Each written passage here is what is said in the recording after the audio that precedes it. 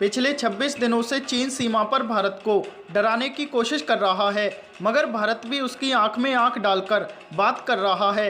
एक तरफ चीन अपनी कोरोना की वजह से दुनिया में हो चुकी किरकिरी, तो वहीं दुनिया में भारत के बढ़ते कद और सीमा विवाद में अमेरिका के खुले तौर पर भारत के साथ खड़ा होने से बुरी तरह घबरा गया है।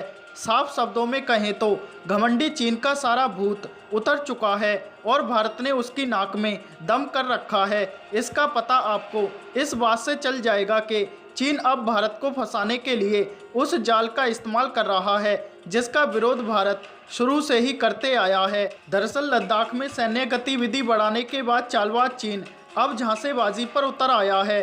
वास्तविक नियंत्रण रेखा पर चीन ने पहले उकसावे की कार्रवाई की और भारत के तल्ख तेवर को देखते हुए अब लालच देने की रणनीति पर काम करने लगा है। चीन ने belt and road initiative BRI पर भारत को बड़ा ऑफर दिया है।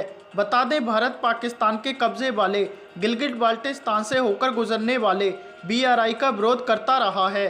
चीन के सरकारी समाचार पत्र ग्लोबल टाइम्स ने लिखा कि belt and road initiative BRI Bharat के लिए आर्थिक विकास के अवसरों के दरवाजे खोल सकता है। BRI का मकसद देशों और क्षेत्र का साझा विकास है। इंफ्रास्ट्रक्चर के विकास के लिए निवेश से BRI भारत को बड़ा मौका दे सकता है, जिसे विदेशी निवेश आकर्षित करने और औद्योगिक विकास के लिए इस निवेश की सख्त जरूरत है। अखबार में लिखा गया है कि कोरोना संकट के बीच तमाम देश आर्थिक विकास दर को फिर से हासिल करना चाहते हैं। हिंद महासागर के आसपास का इलाका BRI के लिए बेहद अहम है। भारत ऐतिहासिक और सांस्कृतिक रूप से इस इलाके में महत्वपूर्ण भूमिका अदा करता रहा है।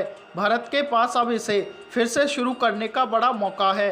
साथ ही अखबार के जरिए चीन ने भारत को राजनयिक संबंधों के 70 साल पूरे होने की याद भी दिलाई है। ग्लोबल टाइम्स ने लिखा कि दो प्राचीन सभ्यता और दो सबसे बड़े विकासशील देशों चीन और भारत के बीच आपसी संबंध और रणनीतिक सहयोग के लिए व्यापक क्षमता है।